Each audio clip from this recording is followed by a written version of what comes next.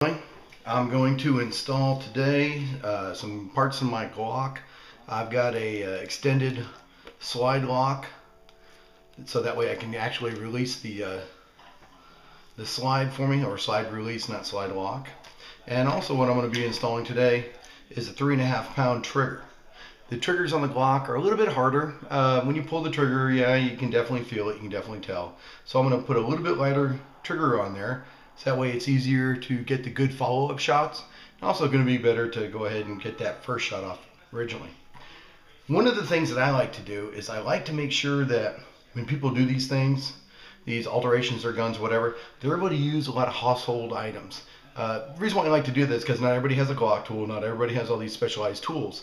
So sometimes it's kind of apprehensive, I believe anyways, for people to do alterations to their weapons. Here I've got just some packing tape. We got some from Walmart, and I have this old set right here of Allen wrenches. I'm going to use this instead of like a Glock tool. I'm going to use this because you're supposed to use a 3/32 punch on it, so I'll use that. Here's my Glock right here. This particular Glock is a 357 SIG Glock Model 31. What I've done is I've replaced the barrel with a 40 Smith & Wesson barrel from Lone Star Distributing, and you can see that it's extended and it's got the porting on there. It works really good. I like it a lot. I have another video where I shot it and where I broke the barrel in, so it works pretty good. The weapon is unloaded. I have no magazine in here. Of course, there's no safety to show you. But as you can see, the weapon has nothing inside. One of the things I've also done is I've changed the guide pin on it. You can see that this one is a dual density. It's got, it actually has a spring inside of it and then a spring outside of it. The 351 SIG is a really violent round. It has a lot of kick to it. So what I've done is I've changed the spring to absorb some of that shock. Also works really good with this particular barrel right here. When you shoot this barrel, works really good. I'm really happy with this barrel, by the way. So if you want to get a different barrel, the Glock barrels that Lone Wolf Distributing makes, really good, worth the money. Here's my slide, taking that over there. Now, when you get these pins out, you work from, as you're holding it, pointing it, the left side to the right side.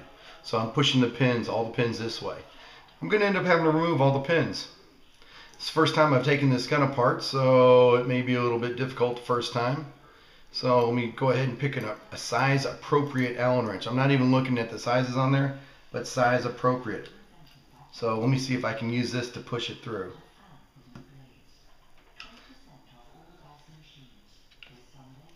Get a little bit smaller one.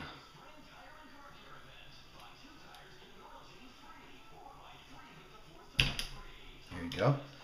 First pin coming out. I don't know if you can see this. Let me put a little bit of a background on it. If you look at it, maybe you can see that it's thinner in the middle, bigger on the ends. Put that one to the side. Pin number 1. The next pin, it's got slots cut in it because it grabs different things in the pistol. So it may be a little bit harder to get out. And you know what? Let me use a little bit bigger one. Bigger Allen wrench. First time I've done this. I might have to manipulate it a little bit. This is the first time it's ever come apart. There you go. Oh, look at that. I lifted it up. You saw the first time it was a little bit hard to push. I lifted the slide release. I lifted it up. And man, this thing came out like butter. Once again, pulling it out, you can see the different cuts in it. Put that to the side. Without causing any damage, I'm just lifting the lock block out. Lock block. Once again, you can see what it looks like going off to the side. Now the last one is going to be this pin in the back. One of the things I decided also I'd like to get is later on in life, I'm going to get one of those, I think one of those grip enhancers. I'm not quite sure about it yet. There's one of the pieces I'm going to replace. This piece right here I'm going to replace. I'll show you a better close-up of that in a minute. But I was thinking about putting one of those grip enhancers on there, kind of more of a 1911 style. Don't own a 1911. I've got a Ruger Mark III, and it's a 2245, and man, I really like it. Did a little changing on it. If you look at one of my other videos, and this particular pin is just 100% flat, no marks on it at all. Being careful, lifting everything up, trigger come up a little bit, the assembly back here coming out a little bit, just kind of pull everything, easily pull it apart, frame, now empty, to the side. You can see how it's already tweaking a little bit, how the pieces, because as it sits inside, it sits like this, nice and flat, but it's coming apart a little bit. There's a piece right here, what I just need to do is kind of like turn it to the side and lift it out. There's a spring right here. I'm not going to disengage that spring at all. I'm going to leave it hooked up. But what I do need to do is take this piece off right here.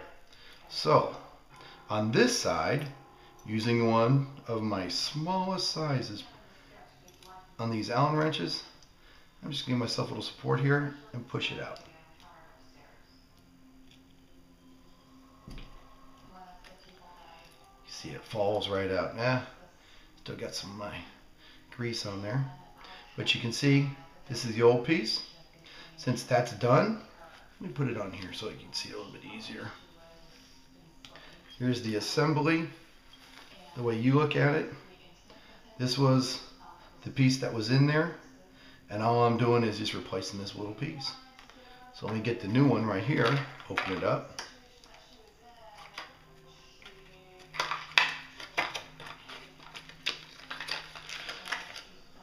If you look at the differences on it, it's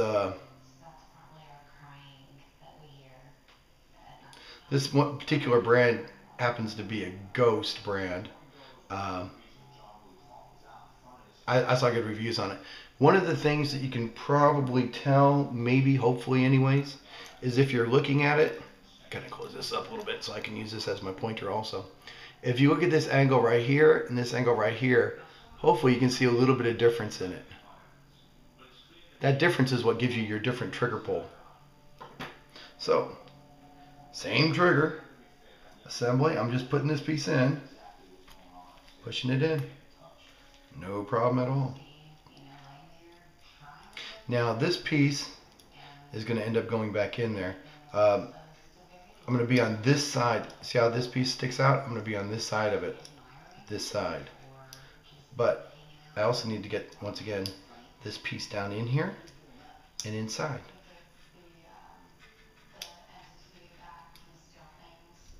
So it's in. I'm going to hold it together, pinch it, locking it behind. See how it's locked behind? Grabbing my gun again, holding this together while I slide it in and make sure my trigger is straight so it all drops in easily. And just kind of push it down in, set it home. When I do that, I'm going to look, hopefully maybe by moving it around a little bit, you can kind of see through here. See the yellow through it, maybe if I move it around a little bit. Hopefully you're able to see right straight through it. I'm just going to drop this pin back in there. Make sure it's straight. It's getting straight to me. Has a little bit of resistance. Now what I'm also going to do is save this piece, just in case for some reason. I always save my parts, I don't know why. But I'm just going to use this to push in a little bit. So I push it in, and I'm going to take, once again, one of my little Allen wrenches, just to kind of push it down a little bit. Make sure it's approximately even. Yeah, right there, right there. Ah, lucky. First time, that was lucky. Before I put any of the other pins in, don't forget to put your locking block in. There's my locking block. I'm just going to slide it on down in there. Slide it on in there. You can see there's only one place it goes. If I dragged it on top of the weapon, you can see there's only one place that it would actually fit, and that's right here. So push that in.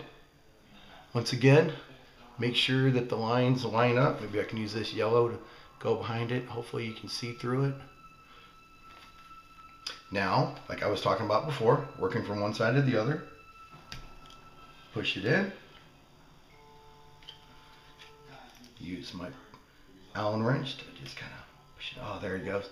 Man, it just like fell right into place. It was awesome. Perfect. Now here's my old one. This was the slide release.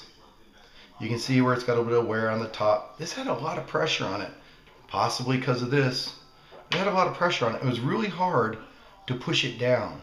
I had thought about maybe bending this piece out a little bit to give myself a little bit more grab, but yeah, I don't think that was going to happen. So ended up buying this one. This one's made by another company, by Glock.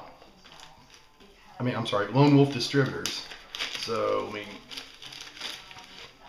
they make good quality parts. I like them. Comparing the two, you can see it hopefully. If I put them down next to each other, don't want to spend too much time on this part of it. But if you put it down, you see how it's got that little shelf right there? That little shelf hopefully will really create the difference that I need to get my big old sausage fingers to put that stupid slide back where it needs to go.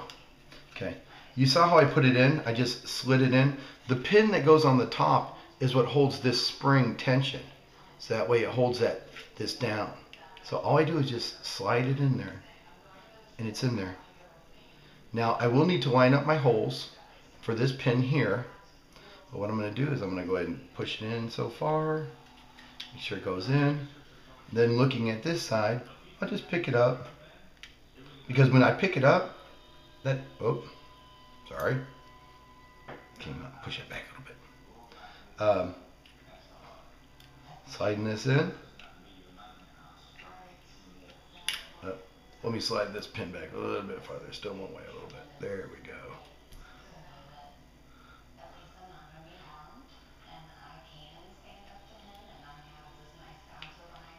Okay. What I'm going to do is I'm going to push this pin in, push it forward to where it needs to be, to where it lines up with that pin coming in. Move it up and down a little bit maybe. There it goes. Moving it up and down a little bit. Look at that. I just pushed it in my hand and it's almost perfect.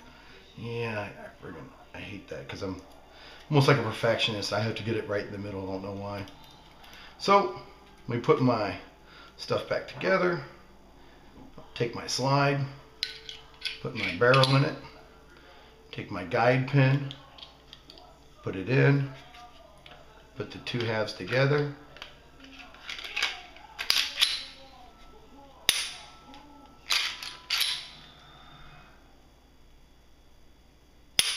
Wow, that trigger feels a lot better. Of course, obviously, it's hard to see on YouTube, hard to feel it on YouTube. But the thing is, man, that feels so much better when you're holding that weapon and you go ahead and you pull that trigger. Oh, it feels good. It's got a nice crisp break on it. Oh man, that thing is well worth the 15 bucks or 12 bucks that I paid for it on eBay. Awesome. I would highly recommend it. Highly recommend it. This is like day and night compared to the other one. Now let me try this piece.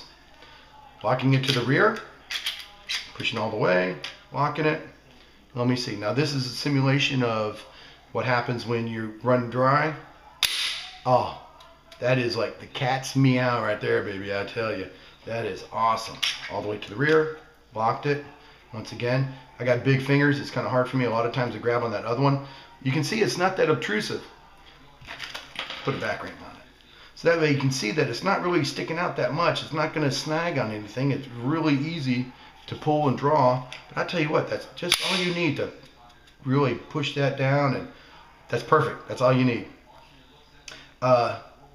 Differences, because this is not made by Glock, it was made by Lone Wolf Distributing. The sheen to it probably a little bit more shiny than the rest of the weapon, a little bit more shiny, but you know, I'm not worried about that. I mean, you'll see people with silver pins. If I was really worried about that being shiny, I probably wouldn't want that barrel being in stainless either. But it's awesome. Love it. Works perfect. And the trigger pull, beautiful. Glock Model 31, 357 SIG. You saw me. I just installed the 3.5 pound Ghost trigger and the Glock extended slide release. Go get you one.